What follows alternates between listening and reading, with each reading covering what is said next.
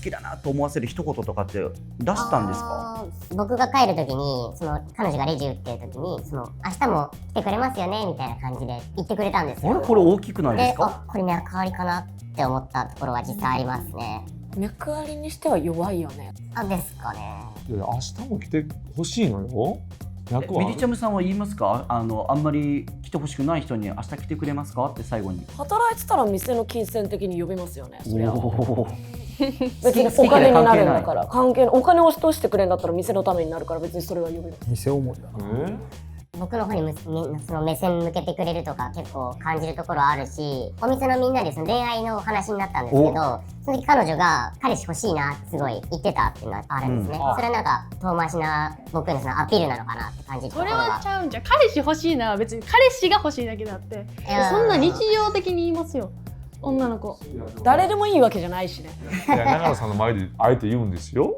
その話の流れで長野さん彼女いるんですかみたいなということを話振ってきたりしてくれたんです。してくれてる。あ、それも完全やん。その時なんて答えたんですか？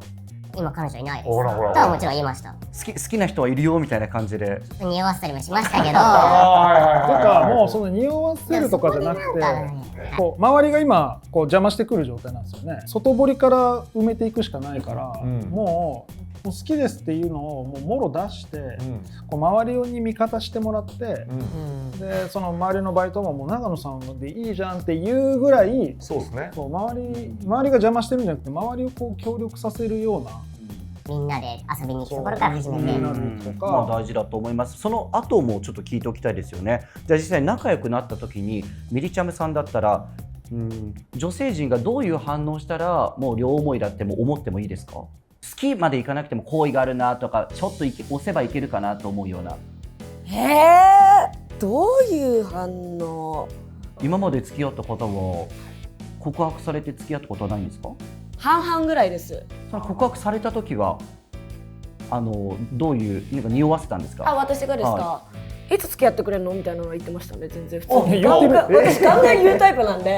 なるほどね。だからでもどっちにしろ多少は普通に物理的に距離が縮まると思うんですよ、歩いてる時の距離だとか、好きじゃない人にそれできないじゃないですか、好きとは言わないけどもほぼそれ好きじゃんみたいなセリフは絶対言ってくる。そこまでは確実にしてるわけですよね。だから長野さんとミリチャムさんが今一緒ってことですよね。だから結局は、どういうことそういうことでしょ。でも俺も嫁さん大学の同級生なんですけど、別にその好きとか言われてなかったけどこいつ俺のこと好きやなから始まってるんだよ、そういうもんスタートは。それは勘違いやったとしても、レオさんがみたいな感じですけど、女の子が自分が好きって思ったら一回遊ぶじゃないですか、そしたら次の予定決めようとしないですか？確かに女の子も会いたいのだから、そんな恥ずかしがってるとかじゃなくてちょっとぐらいそんな行動取っちゃうんじゃない？会いたいよっていう意思を伝えるとか、断るんじゃなくてなんか分かりますよね。てかね、まず会おうとするよね絶対に何回かは。2人はじゃあ長野さんの勘違いだよ派？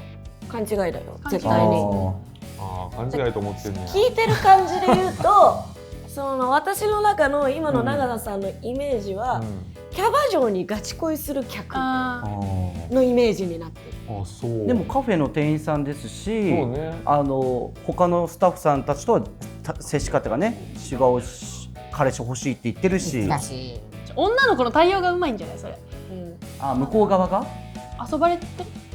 いやそれはないと思います別にカフェ店員なんかな、売り上げになるわけじゃないから。そうお金ね別に落としてるわけじゃないですもんね。そう言ったらコーヒーとあれのもんですもんね。その子の売り上げになるわけじゃないですよね。明日も来ますかって私言われたことないですよ。確かに毎日通ってないからでしょ急にってね言われたら確かにそうですけどってなるけど、そんなそうです。毎日通うカフェって何とは思ったことあるんですけど、確かに今回実はですね、スピーカーの長野さんに了承を得た上でですね、実際にそのカフェの店長さんにまずは今回の経緯を私たちからお話しさせていただきまして、でそのアルバイトの女性ですよね、本人に電話でも本当お電話でも構いませんのでご出演いただけませんかとスタッフがオファーしました。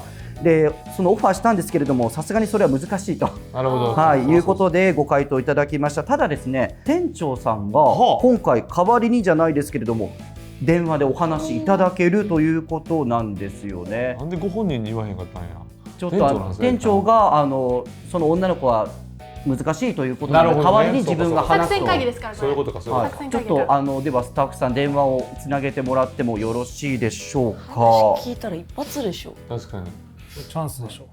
店長さんとももう顔見知りですもんね、もちろんね。はい。店長おいくつぐらいの方40いくつだと思います。40いくつ。じゃあちょっと僕ら同世代かな。つながりましたかね。もしもし。お世話になっております。女子業界チャンネル山口と申します。お忙しい中どうもありがとうございます。常連の長野さんという男性が今スタジオに来てくれています。パネリストの皆さんも今電話聞こえる状態で今つなげておりますのでよろしくお願いいたします。長野さんが相談でですね、両思いの女の子が恥ずかしがってお店の外で会ってくれません。気持ちに素直になってもらうにはどうしたらいいということでいろいろ相談してくださったんですけれども、現場の方にもお話聞きたいということで今電話させていただいております。店長から何か伝えておきたいことありましたらお願いいたします。今回私が電話でお話できればと思ったのがですね、あやちゃんから相談といいますか、いろいろ話を聞いておりまして、非常に申し訳ないというかちょっとお伝えしにくいんですけども、長野さんのことをちょっとそういうふうに思っていないということを聞いておりまして、当然我々からしますと長野さんの大切なお客様ですので、おそらく他の従業員にも同じように接客をされているっていうそういう気持ちだと思うんですね。小さいお店なので長野さんも含めて他のお客様と我々従業員も交えて普段からワイワイ話したりするっていうのも事実としてあるんですね。ただあやちゃんが誘いに困ってるっていう感じでして、具体的には何に困っているとお話しされてましたか？皆さんいらっしゃる場でっていうのももちろんあるので、2人になるっていうところがちょっと過去お店でもそういうことがあったのもありですね、彼女もすごくそこはすごい気を使ってくださるところがあるので、誘うっていうところがやはりちょっと困ってるのかなっていうところでして、営業中に言ってしまえばデートの誘いを何度もするということに店員の女性が困っているということでしょうか？そうですね、はい。それは照れてるんでしょうね。すごいな、で今の店長の言い方だとお店のことを思って断ってるっていうふうにも取れなくもない感じの言い方でしたよね。もちろんそれも第一にあるんですけども、彼女の方にもその気持ちがあるのかどうかっていうのを私の方でもちゃんと聞いたんですね。そこで彼女はもうはっきり行為はないと。行為はないところでお話はいただいている。その時もじもじしてませんでした？全くないですとかっていうことを強くはっきり言ってる感じではなかった。なかったんですよね。余地はあるんですって、みりちゃんさん。どういうスタンスですか今日？なんで踊らそうとするんですか？長野さんは今この店長からちょっと厳しい言葉がありましたけどもいかがですか？やっぱり彼女は絶対僕のことやっぱ好きだと思うんですよね。それは何のやっぱりでもさっき遊びに誘われるのが困ってるって店長さんおっしゃってましたけど、話してた時に遊びには僕ともすごい行きたいとは言ってたんですよね。それは絶対やっぱないと思ってて、ちょっと思ったのが今言ってたのが店長さんからの言葉で、本当にあやちゃんからのその言葉なのかな。本当にあやさんからの言葉ですか？もちろんです。はい。他の店員さんたちは何かお話ししていました？2人が実は両思いなんじゃないかとか、逆に長野さん本当にあやちゃんのこと好きだよねとか、何か話題にはなっているんでしょうか？そういった話題は特にないですね。でも別に今の段階であやさんが長野さんに好意を持ってるかどうかっていうのはそんなどうでもよくて、それは遊んだりしてるうちに好きになればいいわけであって。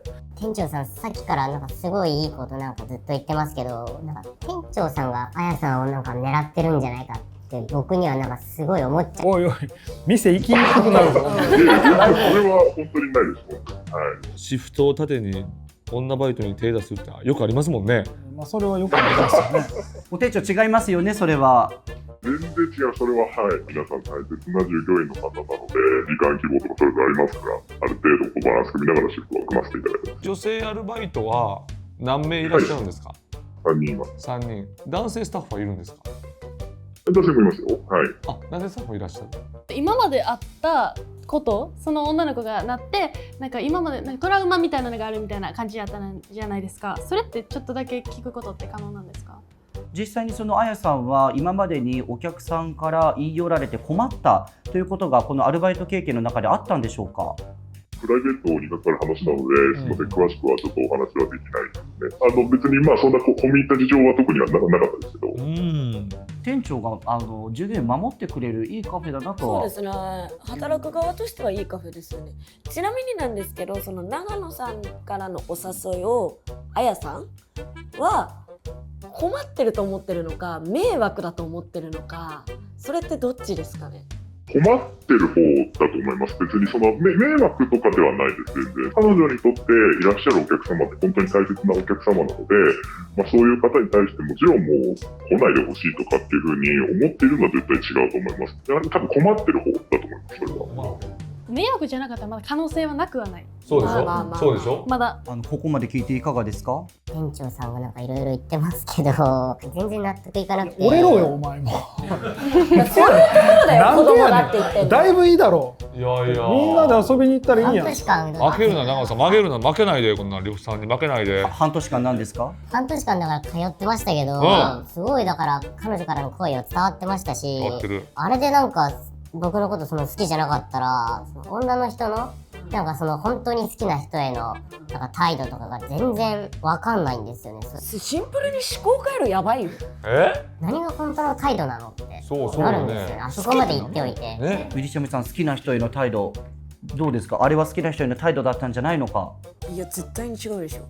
大人になった方がいいよ。